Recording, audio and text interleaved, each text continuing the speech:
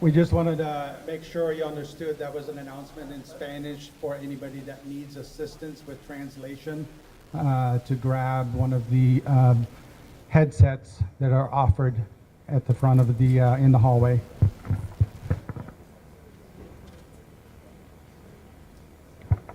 We'll get started here in just a few minutes.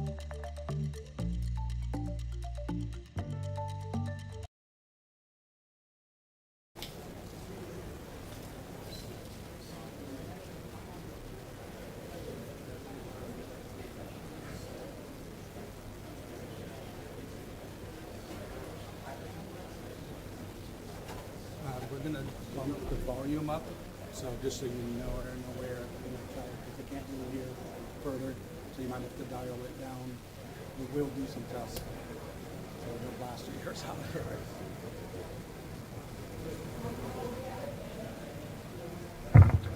Testing better. Is that better in the back row? Can you hear me now? Perfect. How about up front? You guys good? Okay.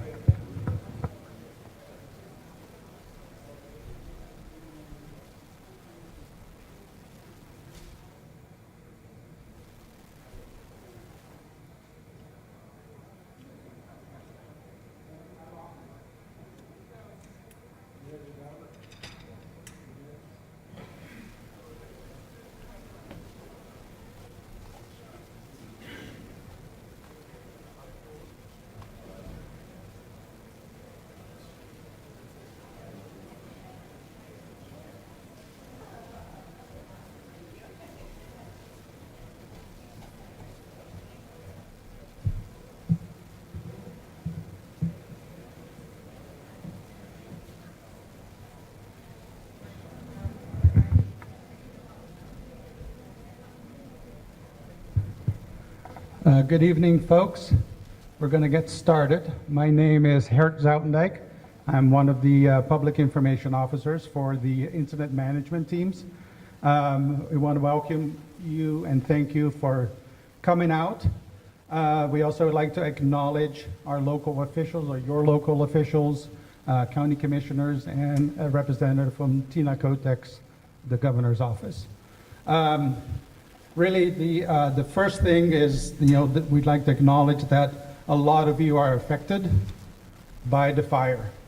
Our purpose of tonight's meeting and our really presentations, and then after the presentations, we're going to have breakout sessions where you can get your answers for the questions you have, kind of more on a personal note than trying to get the answers in a big group setting. There's maps are in the hallway over here to my left, to your right, that all of our presenters and other members of the teams will be at to answer all your questions. We're going to do basically just presentations in order. I'm going to come up in between, kind of introduce each section, and then we'll just go from there. First of all, we're going to have our operational briefings by both the Wildland and our Oregon State Fire Marshal structure team. We have Adam and Kelly that will come up and instruct or present.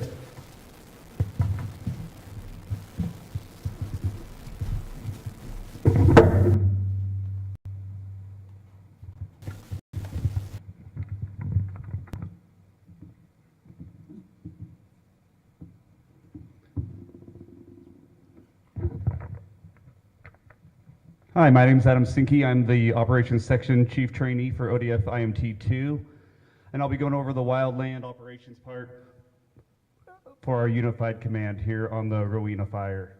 I'll start up here in the northwest corner of the fire here, kind of give an update. Crews are working right now to try to get this lined. We have crews in there trying to put in as direct as line as possible to try to get this connected. The last few days they've had some heavy equipment in here. If you guys can see the little dash lines here where the fire edge is here, it might be hard to see for you guys back there, but that's all heavy equipment line that was put in between excavators and dozers. And so that portion there is looking good, and they're just trying to get this piece here connected down to the highway. Up here on the north end of the fire, up here by the highway and the river, we have some crews in there working with our partners at OSFM, completing mop-up around any structures, supporting any existing control lines that were in there, and just trying to make that a lot more secure in there around those areas. Down here on the southeast portion of the fire, up above town, we have crews in there securing the control lines, improving some of those areas, and just trying to tighten up everything and start pushing in on mop-up on those areas. Over here on the more westerly portion of the fire, all of this right here is good dozer line coming in. You can see the hash marks on here. We have folks in there securing that today, working on mopping that up and getting it kind of plugged in. We have crews in here trying to conduct hand line and get in as close as line we can in here and just try to get this area secure as well. And then we have crews, you see the two little hash marks here on the map. We have folks in there currently digging direct hand line, trying to get that tied in with that part that I talked with earlier there with the dozer line. End of report, and I'll be around afterwards if anybody has any questions.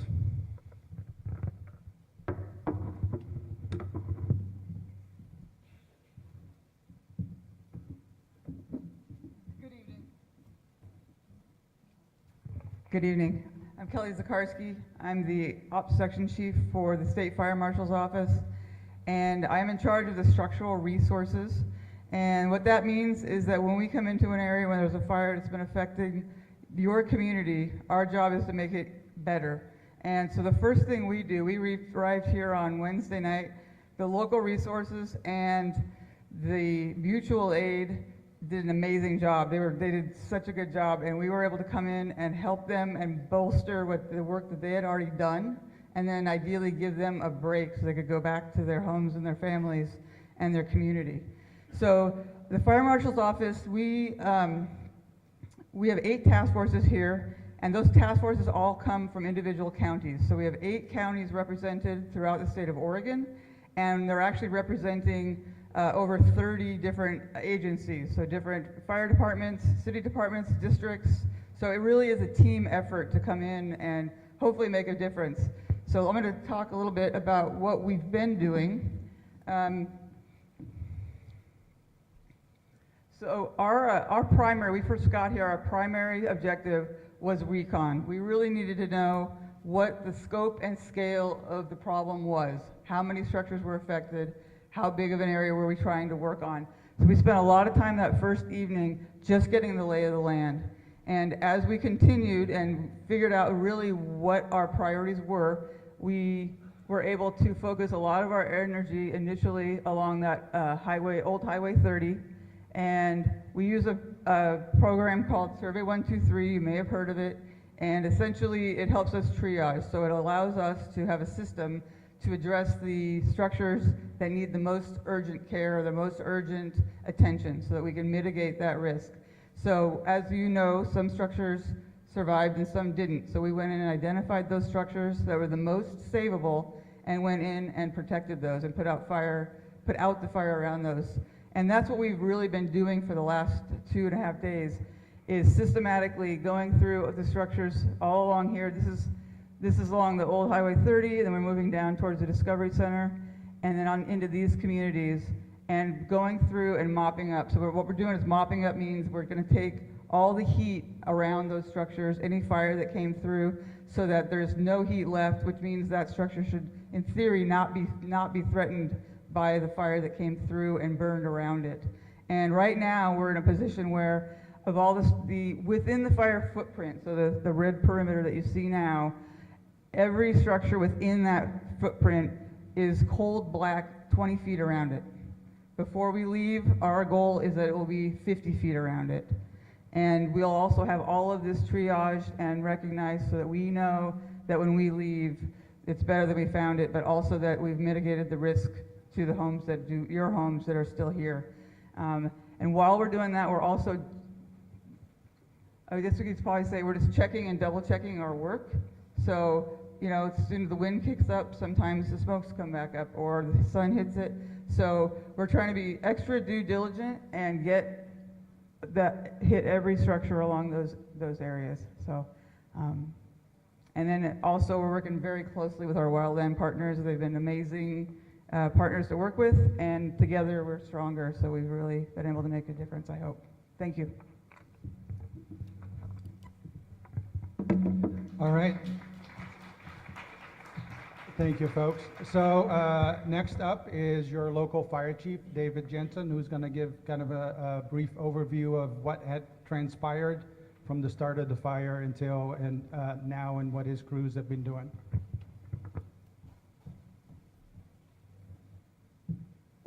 All right, check. All right, my name is David Jensen. I'm the fire chief, Mid-Columbia Fire and Rescue. And I just want to talk a little bit about what Herb just expressed to us. So what your firefighters did was, you know, nothing short of like heroic work for 20 straight hours in a row. And it's not just the firefighters that are here in your local area, it's the surrounding communities as well. So at about 1:24 is when we were dispatched on June 11th to the report of multiple brush fires in the area of Rowena. When we responded to a normal first alarm brush fire for us, which was 3 brush engines, a water tender, and a chief officer. But before they arrived, the chief officer and the brush engines en route could see that the smoke was obviously billowing. That immediately upgraded into higher level alarms, requested task forces from structure protection task forces from Hood River, Skamania, Klickitat County, the rest of Wasco County, and Sherman County. Now, Washington at that time also had significant fires that were going on their side.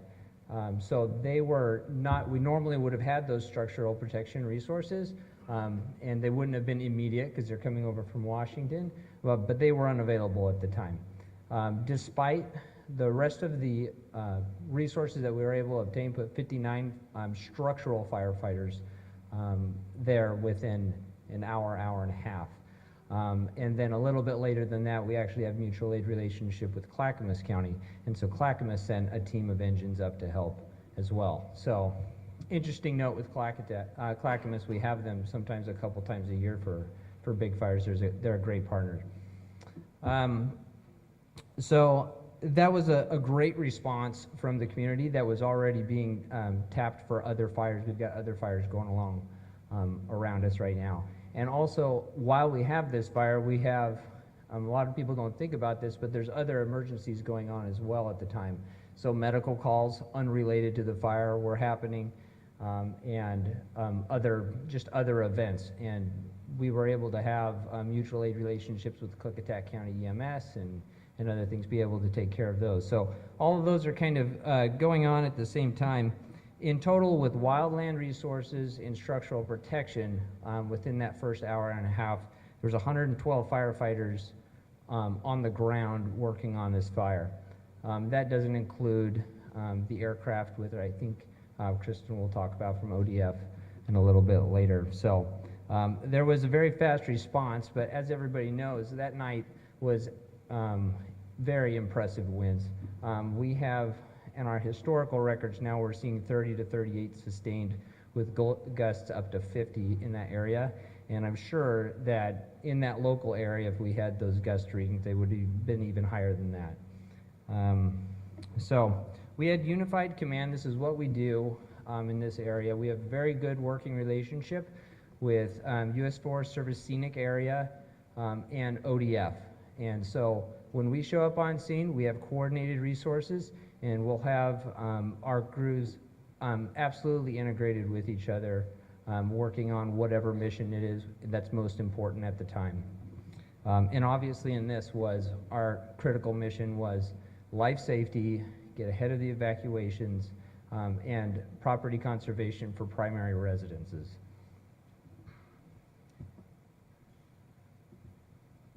So firefighters were engaged in direct attack, suppression of the fire, structural protection, and triage ahead of the fire, back burning, and water and retardant drops from aircraft were the tactics that we were using. And since we arrived on scene, it took almost a 6-mile run overnight.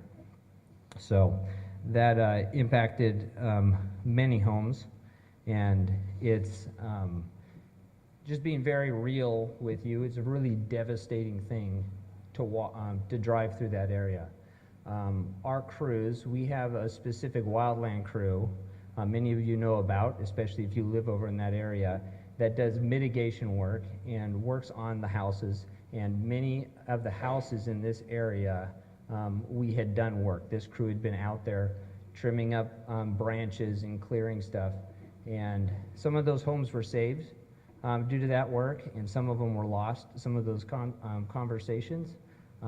It's just really, it's a very real thing, what the people in this room are going through, and also what our firefighters are dealing with, because our whole department is in this with you.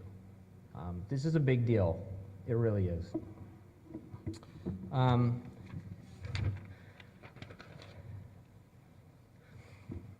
Very quickly into the fire, The state reached out and we were on the phone having discussions about mobilization and Conflagration Act. And the decision to go with the conflagration was very quick, and the governor's signature on that Conflagration Act declaration was lightning fast. There was really no delay in that at all. And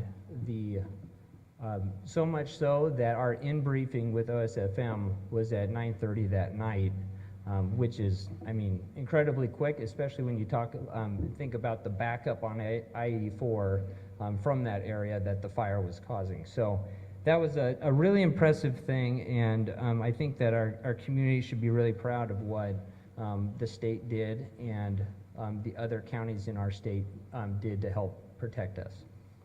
So our firefighters were on scene from 1:30 that afternoon, 1:24 when the dispatch came out, till 10:30 the next morning, or 9:30 the next morning. So almost 20 hours of firefighting, and not firefighting where you're sitting on a structure and not doing anything, or you're just waiting for something and you're just patrolling. I mean, active firefighting to the point that when we had meals ready for them, they couldn't stop to eat them because they were consistently firefighting for 20 hours.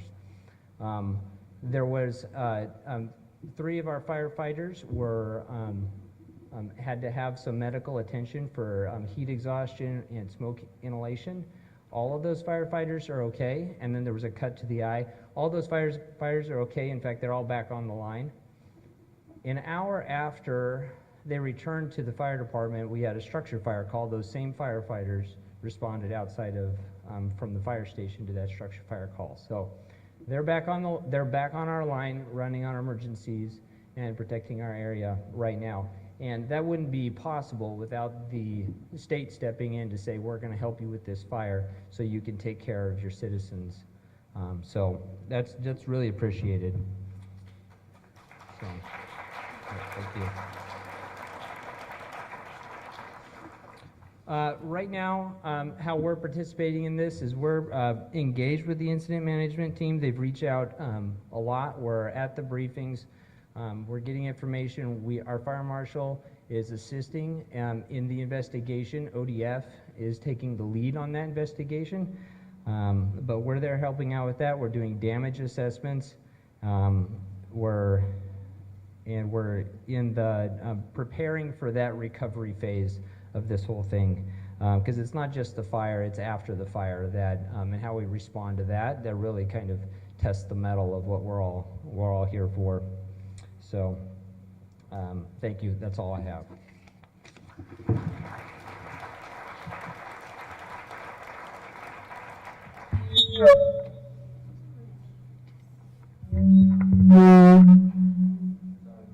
Sorry about that. Next, we're going to have Sheriff Lane Miguel talk about evacuations and kind of the recovery efforts that are going to be happening.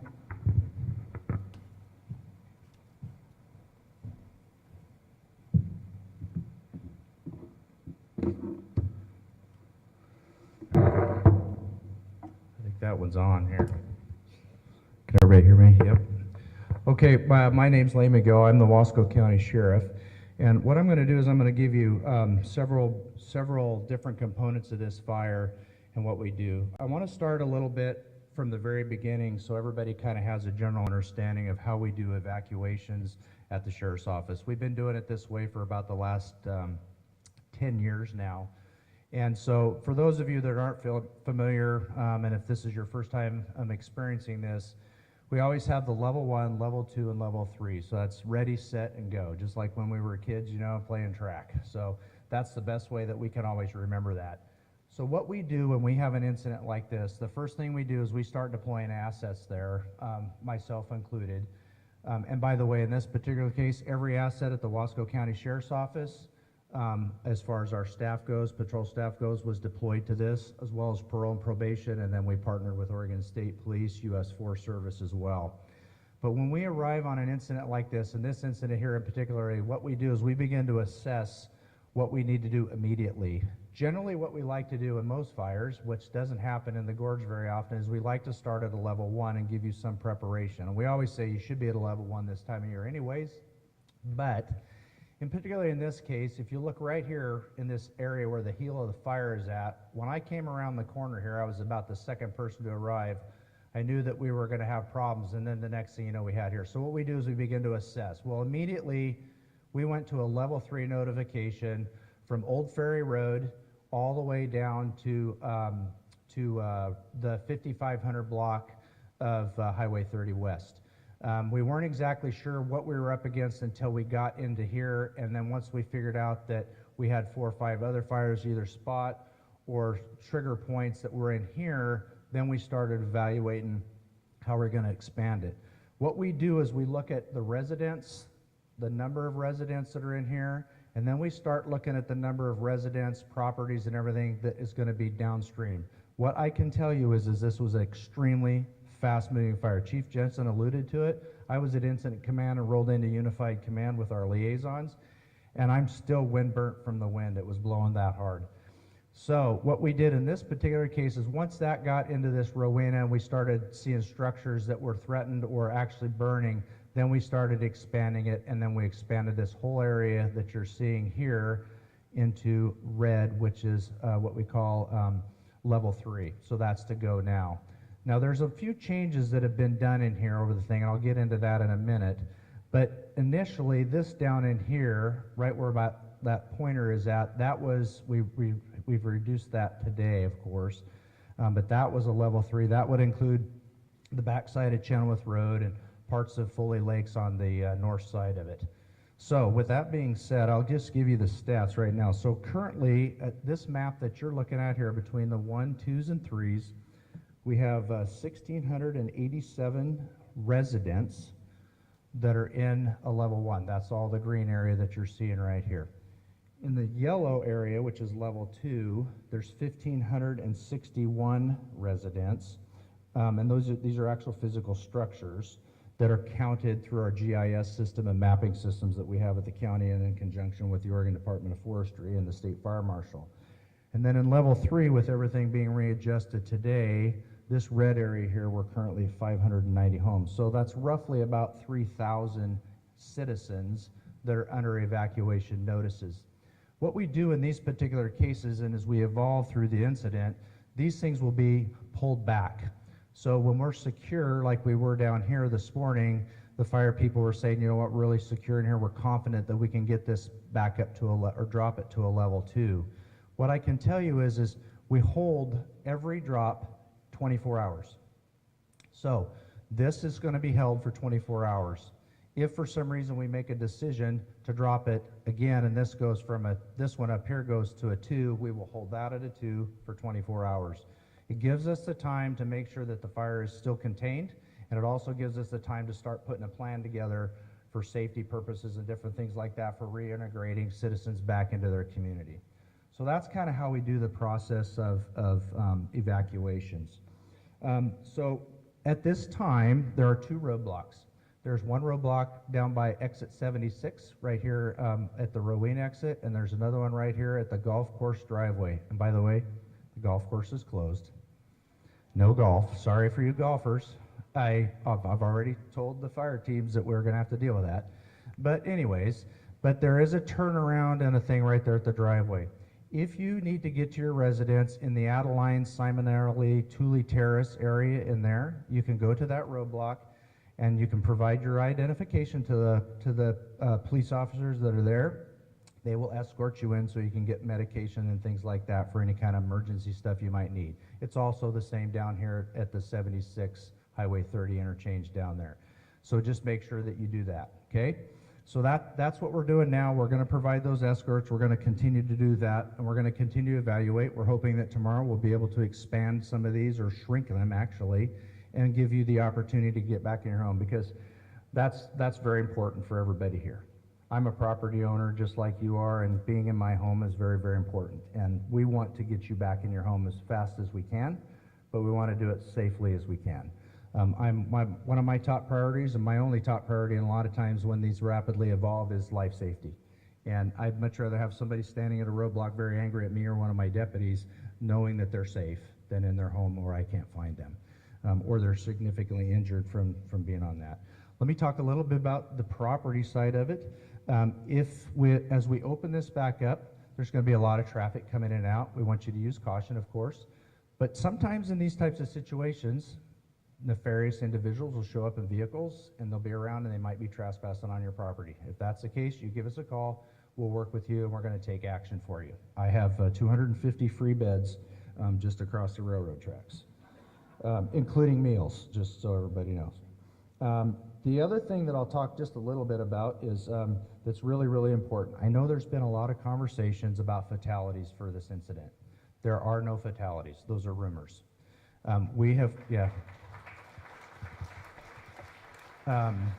So just so everybody knows, there are no fatalities. Part of our process is to evaluate the properties, check on people that are missing maybe, something like that. And I've given this in a couple of press conferences, and if you got a pen handy or you can look on our Sheriff's Office webpage, if you have a loved one that is maybe missing or you haven't had contact with or a family member that knows that, you can call 541-506-2724. And to follow this map right here, you can go to perimetermap.com. It's an online thing and it's real-time stuff. So I can add this in the field. I can shrink this, move this around, change colors, make it look all different, and it's immediately updated within 30 seconds on the internet. So I encourage everybody, oh, here we go, I broke that. I just encourage everybody to get the perimetermap.com. Just get it downloaded as a link. So there was that with the stuff. And by the way, the American Red Cross, thank you for being here. We have a shelter set up at the Dalles Middle School. So if you need sheltering or anything like that, feel free to go over there. They're a great team and stuff like that. So we're great to have partnerships with those guys as well. The next thing I want to talk about is the damage assessments. So what we have done is we have created what we call a damage assessment team. It's a multi-agency, multifunctional team that has come together. It's for representatives from different agencies that are here. We're Emergency Operations, State Fire Marshal's Office, Oregon Department of Forestry. What those damage assessment teams are doing right now as we speak are going out in the affected area, primarily right along the Highway 30 all the way to Rowena, where we have the most stuff. What they do is they go out and they actually put eyes on a physical address, and then they identify if the structure or structures have been either lost or are still there. Let me be very, very clear. I'm going to give you some numbers here. There's some interpretations that are very, very important for you to understand is you'll hear residential structures. So residential structure is anything that anybody lives in, of course. Makes kind of sense, but you have to understand that might also include somebody's RV that they're there. That's their residence, so that can be part of that damage assessment. On top of the damage assessment, we also have counts for outbuildings as well as vehicles and things like that. So as of right now, we have 49 residences that have been confirmed lost by the damage assessment team. That's the first thing.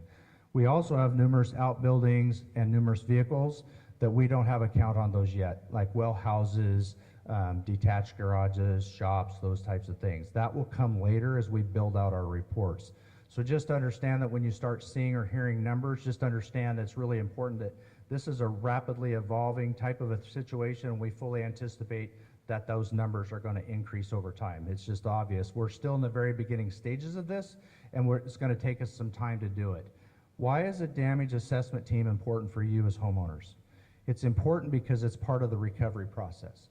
Basically, when we can get a good damage assessment on your property, that gives us the ability to have technical data for your property. That way, when you go into recovery mode, which we're working towards now, will help you get some of those resources that you're going to need to help you with your property. And I'll get into that in just a little bit, okay? And then, let's see. Yeah, it just counts the physical locations. All right, and two other things I'll talk about is we have what they call a MARC. It's called a Multi-Agency Resource Center that's being developed. A MARC is basically a one-stop shop for all of you homeowners that have lost or have damaged property for this incident. So what you'll be able to do is you'll be able to go to a location. I'll give it to you here in a minute at a certain time and date. You'll be able to go there and you'll be able to meet with different organizations, government organizations, so like Planning Department, Department of Human Services, Oregon Health Authority. The food bank is going to be there as well. So that gives you the opportunity to go and start having these hard conversations about how we as a community can come together and you can get some of those resources that you need. So if you got a pen handy, let's give you some dates and times. And by the way, we're going to put this on the Wasco County Sheriff's Office Facebook page, and then it'll be on the Wasco County actual web page. So the first event's going to be June 16th. It's going to be from 12 to 3 p.m. And the second event is going to be June 18th, 4 to 7 p.m. And the location is going to be 401 East 3rd Street here in the Dalles. That's the new Wasco County building. For those of you that are old enough like me, it's the old Payless building, right? Everybody knows where we're at down there. It's going to be in the Veteran Services office for you. So you just go down there on the east side of the building, look for the Veteran Services sandwich board, and go in there and they'll get you all lined up, okay? So just kind of put that out there. It's going to be coming up real soon. Let's see. On a personal note, we'll close with this. Well, actually, no, I had one more thing. They stuffed it in front of me as I was walking up here. So Unite Us is an organization that has information and connection to resources with case manager focused resources and those types of things. They've got some flyers that are out the back. There's Spanish on the back and English on the front. Just stop outside and be able to pick those up. That'll help you with your recovery efforts as well, because it's going to be really important. So on a personal note and a final note, and I'll take questions later, but I'm 58 years old. I've lived in Wasco County 54 of those 58 years. I've been sheriff 9. What I can tell you is that I've had 2 traumatic incidents in my life in law enforcement. The first one was the Mosier train derailment. I thought that was a big deal. That wasn't anything to this. This is a traumatic incident. It's traumatic not only for our citizens, it's traumatic for our deputies, our communities as a whole. What I want to say is that your mental health, our mental health as a community is really, really important. So what we've done, if you have questions about stress and things that you need to talk about, and you need to talk about people back there in the lobby, it's the first door by the steps back there. Mid-Columbia Center for Living is staffing a little room back there for you to go back and they can have a conversation with you and get some resources for you. This is a recovery thing that we're going to have to all go through as a community, and I really, really encourage you to do that. We have clinicians on staff at the Sheriff's Office, and we utilize those individuals to help us through it as well. But I can tell you, in my 23 and a half years, this has been pretty devastating to our community. So we'll come together. We're going to fix it. We're going to come out of it better, and we're going to rebuild, and we're going to do what everybody does here in Wasco County, and we're going to get our jobs done, and we're going to come together to do it. So that's all I have for now, and I'll take questions out later. Thank you.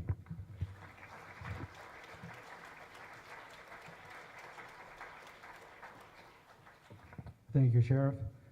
Next, actually, the Sheriff alluded to American Red Cross. We're going to have some representative from American Red Cross speak to you about the shelter options and what they can offer.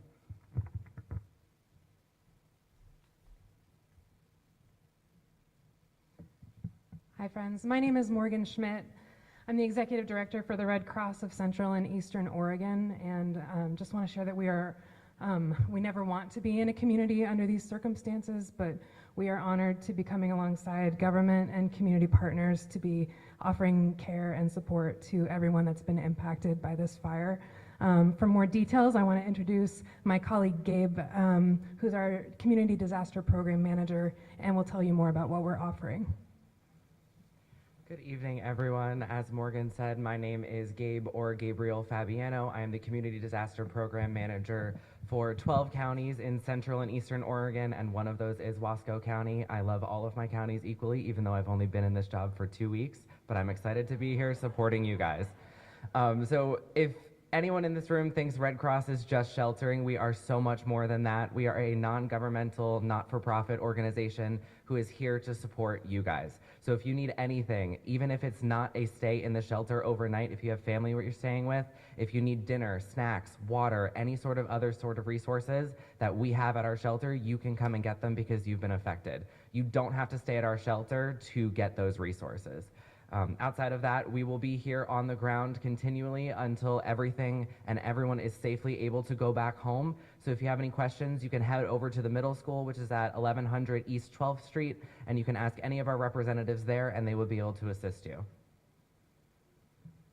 The last thing I'll say is just that we often get a lot of questions about how the community can help. So if you're at home and curious about how to support your neighbors, one way to do that is through the Red Cross. There are tons of amazing organizations and agencies already operating year-round up here in the Gorge, and so continue supporting them. But if you're curious about partnering with the Red Cross first, there are those other organizations that are happy to receive physical donations of items like clothing and other things.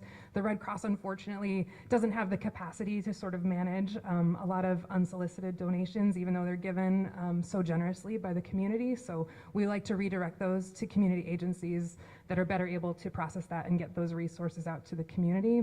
And the second thing is that a lot of folks don't know 90% of what we're able to do is because our volunteers and our team is 90% volunteers. And so if you're at home and you weren't impacted but you want a way to support your neighbors, we're always looking to add to our team here in the Dalles. Thank you so much, and we're with you for as long as you all need us.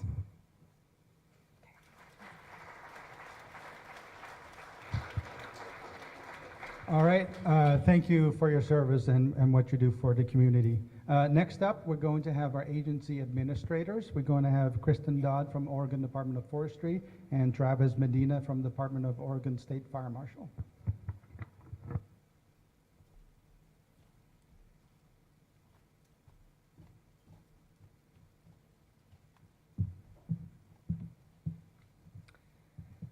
Good evening, folks. Again, my name is Kristen Dodd. I'm the local unit forester for the Oregon Department of Forestry.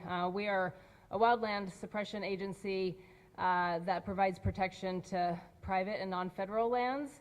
I'm up here representing both ODF as well as the U.S. Forest Service Scenic Area, another wildland agency that manages and suppresses fires on federal land here in the Columbia River Gorge.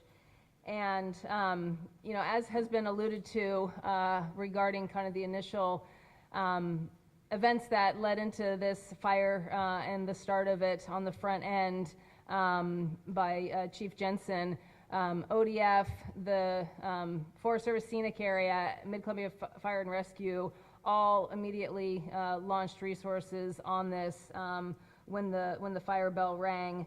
You know, typically when we get a fire bell, we'll leave some resources back in the barn, so to speak, in case there's a secondary call for another incident somewhere else. In this particular case, we emptied the barn. You know, all of us agencies did that, given the scope and circumstances of this incident. And really, it's incumbent on all of us to share our resources with each other if we're going to be successful. We do that really well. And, you know, from a capacity standpoint, we all brought everything that we had to bear that first night. For example, ODF has a dozer that we staff for initial attack. Some of you may see that dozer line up on 7 Mile. Our crew put that in that first night. That helped kind of keep that fire from spreading down into the Foley Lakes and that west side of the Dalles.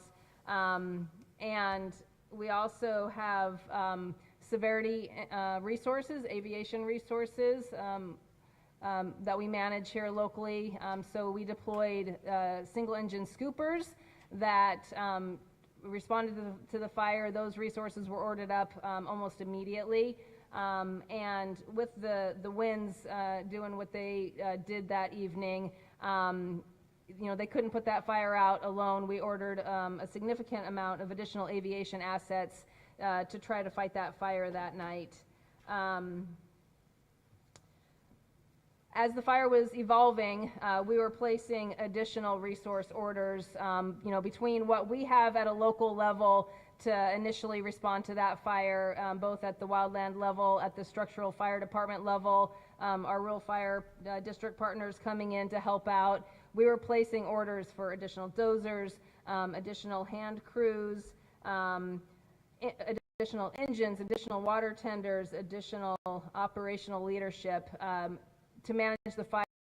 You know, going into the next day, we knew that it was going to be a longer mobilization than just that first evening.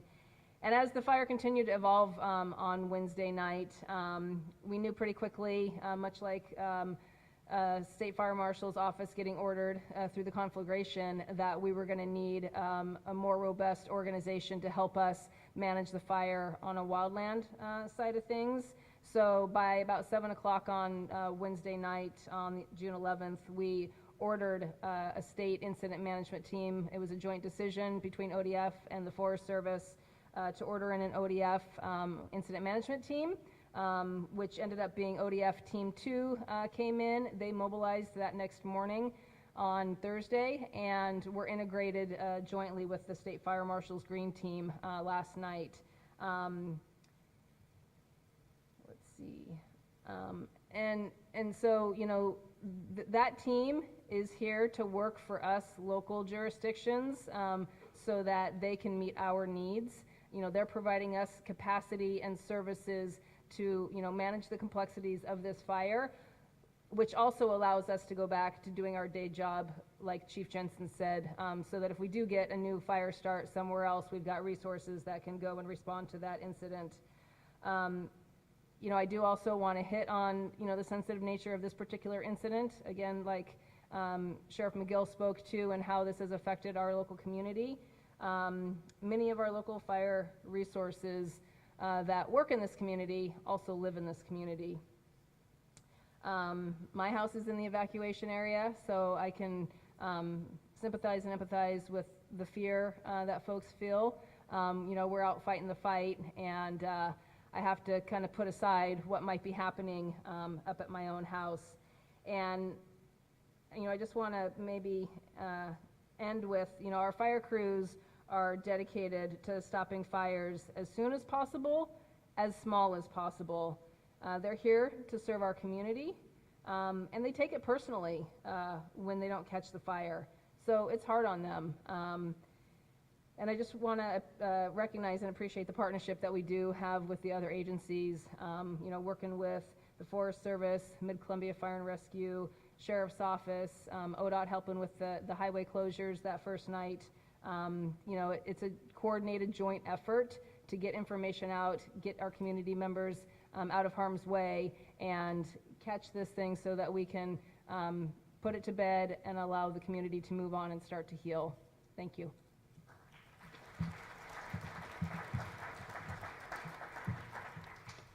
Good evening. My name is Travis Medema, and I serve as the Chief Deputy for the Department of State Fire Marshal and represent the Incident Management Team on behalf of Chief Rez Temple, who is your State Fire Marshal. First, I wanted to say thank you.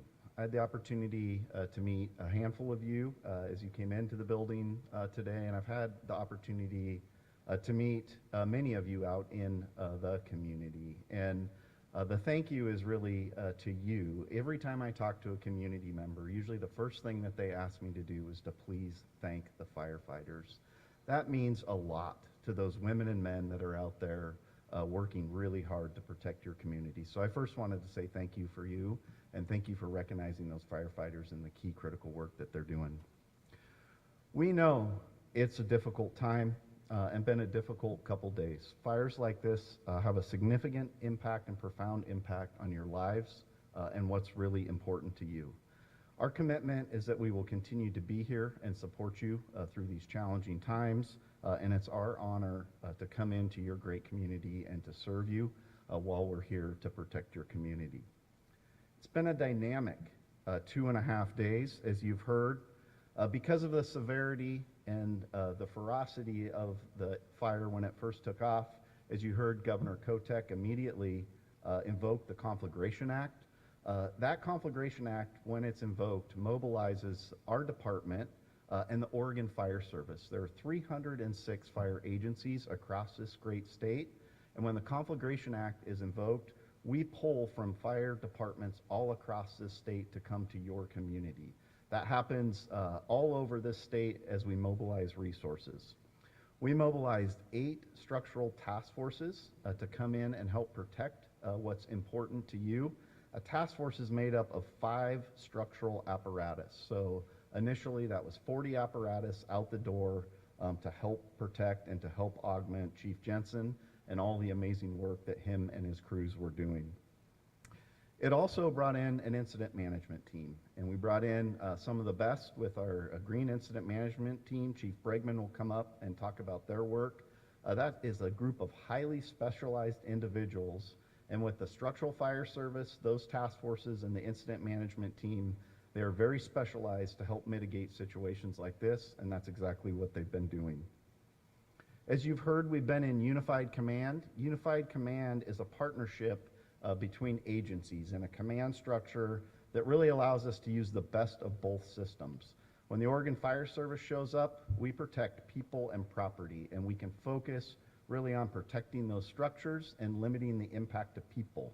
That allows our wildland partners to go out and do perimeter control to quicker and more efficiently stop fires. That system of unified command between structural resources and wildland resources is extremely efficient and has worked very well. You heard, and I do want to give a shout out to the chief and to Wasco County, the Sheriff's Department. I travel all over this state responding to wildfires that impact communities. The effort that they put into that first operational shift to limit the damage saved lives and saved homes, and we should thank them for what they did to help protect our community.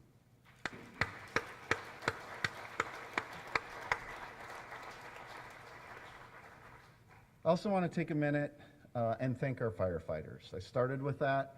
You have over 450 highly qualified, dedicated women and men that are on the fire line right now. Their purpose is to contain this fire as quick as possible, get you back into your homes, and minimize this incident so that you can go back to living your normal lives. They're tirelessly working to do that and are here for you to help support you and to get this incident off the board as quick as possible. Lastly, I'd close with the Department of State Fire Marshal and the Oregon Fire Service mission. Our mission is you. It's people, it's our communities, and we're here to protect and serve those communities.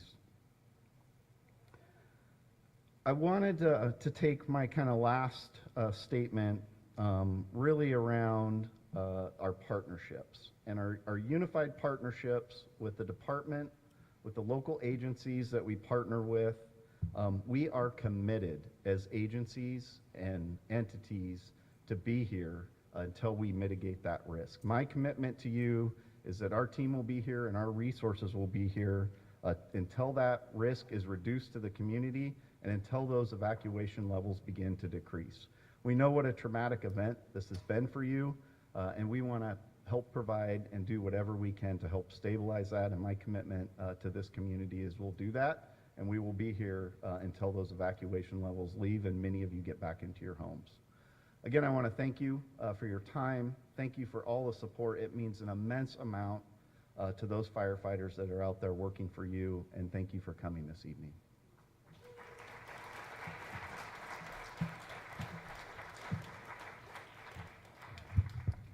Great, thank you. Lastly, we're going to have our incident commanders for both Oregon Department of Forestry and Oregon State Fire Marshal come and do some closing comments.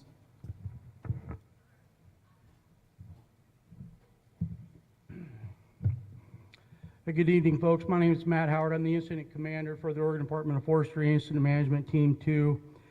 And I'll just reiterate a few things that both Kristen Dodd and Travis talked about. And I'm a firm believer that we learn best when there's a bit of repetition. So I'm going to highlight a few things that they said in my words. For the Oregon Department of Forestry team, we were in briefed yesterday afternoon at 2 p.m. We're here under delegation. As Kristen mentioned, we're working for the Department of Forestry and the U.S. Forest Service. We went into Unified Command with Chief Bregman and the Green Team at 1900 hours, 7 p.m. last night. Our job, our marching orders, very simply is to put the fire out. That's what we're here for. A few observations coming in. As I rounded the corner, I live in Wallowa up in Northeast Oregon. As I came around the corner, I knew I was going to get a good vantage of the fire. And I kind of had an idea what I was going to be seeing, and it was verified. I saw incredibly strong relationships amongst emergency response agencies, Forest Service, the ODF, the Mid-Columbia Fire and Rescue, Sheriff's Office, State Police, ODOT. There's a number of agencies that I haven't mentioned, many that deserve recognition. The other structural agencies under mutual aid. I've been in this business for 39 years. This is my 39th summer fighting fires. And in my opinion, you folks, this community, have a tremendous service being provided to you by these emergency response agencies. And like Chief Deputy Medema, my gratitude is for them and the service that they provide. And it's in my humble opinion, you folks have every right to be incredibly proud of this group of folks and the devotion. And I get it, I've had fires in my home district as well, and we do take it seriously. These folks did nothing wrong, they did a ton right. Life safety was prioritized. Although many structures were lost, exponentially more were saved, which is incredible.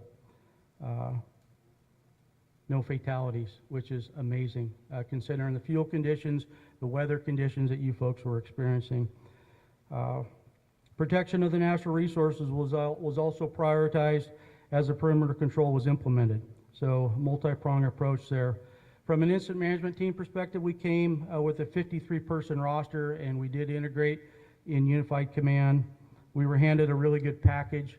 The fact that the fire, when I got here the day yesterday actually, fair amount of smoke coming out of it today.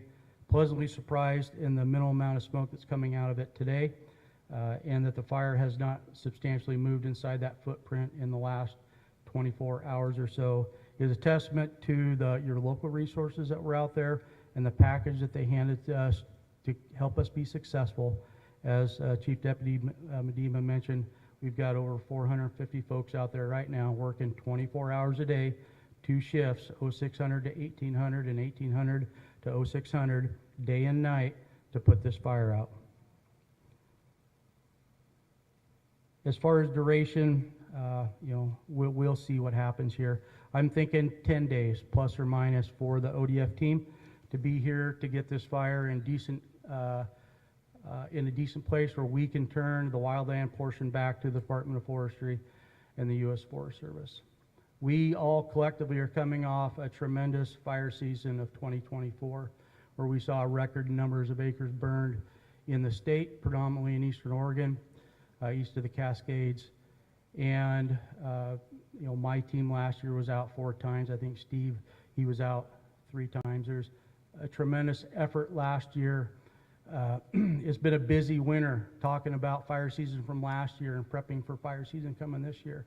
Our first assignment was a large fire just a bit south of here in another 5 weeks from last year. So we're here about 5 to 6 weeks prior to what we were going on last year.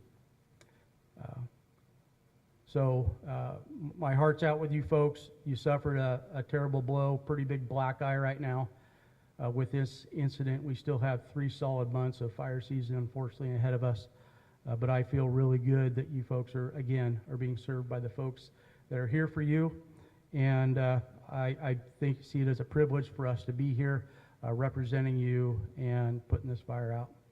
Chief?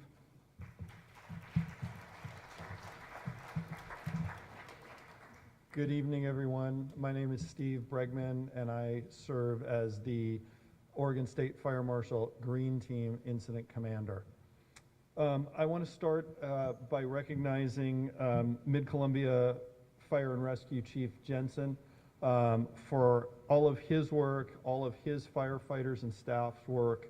Again, as has been said, more homes would have been lost. Potentially, we would have had lives lost if it weren't for all of their great hard work in the initial start of the fire. I also want to recognize Chief McGill and the Wasco Emergency Management for all of their work, along with the assistance of the Dalles Police in the alert and warning and what went on to get the people out of those structures, out of those neighborhoods when this started. Again, if it wasn't for their efforts, we could be looking at lives lost in this incident. So thank you again for all of your work in doing that. And then on top of that, as you've heard, a tremendous amount of mutual aid partners came in to assist, both on the fire service side, law enforcement side, others as well. And again, it really becomes a team effort. And this is where it truly shows it's Oregonians helping Oregonians. And in some cases, as was mentioned, you know, we do have things for those that are along the border in reaching out where Washingtonians can help Oregonians and Oregonians can help Washingtonians. And so that's imperative. And those relationships we build on these events, we also build them, as was alluded to, all the work that goes on off-season in preparing for the wildfire season. At 11:30 on Wednesday night, the state fire marshal team arrived. We came in and we entered into a delegation of authority with Chief Jensen's. And what that delegation of authority does is Chief Jensen's basically at that point allows the Oregon State Fire Marshal resources to take a command control role over the fire, the residents and the communities being impacted by specifically the wildfire. By doing that, it allows Chief Jensen and his women and men to get back to the station so they can get back to responding on car crashes, heart attacks, diabetic problems, and anything else. And in that case, an unrelated structure fire that came in later that night. So that is what that delegation allows. And as you heard, 8 task forces came in. We also brought in an incident management team. So in total, from the Oregon State Fire Marshal side, we had over 90 personnel working on the incident. And that all comes through what we call the OFMAS, or the Oregon Fire Mutual Aid System, to surge resources from one portion of Oregon to another. So again, 8 task forces from all over the state. And then also recognizing the partnership and the coordination that goes on across state agencies. So obviously I'm specializing on the structural side of things, Chief Howard specializing on the wildland side of things, and we are stronger together. So the unification really capitalizes on our specialties and those strengths to serve all of you. And lastly, I'll just close with, we have a saying in the incident management world that all incidents begin locally and end locally. And what I mean by that is the fire started here locally, Chief Jensen, Sheriff McGill, they become overwhelmed. There's a mechanism in place where they can reach out for help. We surge in all of these resources to help. As the fire becomes more and more contained, those threats become mitigated. The resources that have all surged in will begin to head home, back to their home units. And then it turns back to the local jurisdictions. So we begin locally, we end locally, and I'm glad to say we're in a place where we're starting to look at that transition and what we can do to assist as we move back into that recovery mode. And again, understanding that the community's been significantly impacted. And from that, you have my personal sympathy for the impacts your community has taken. With that, I think we'll hand it back over to Hert, and we'll be available for questions.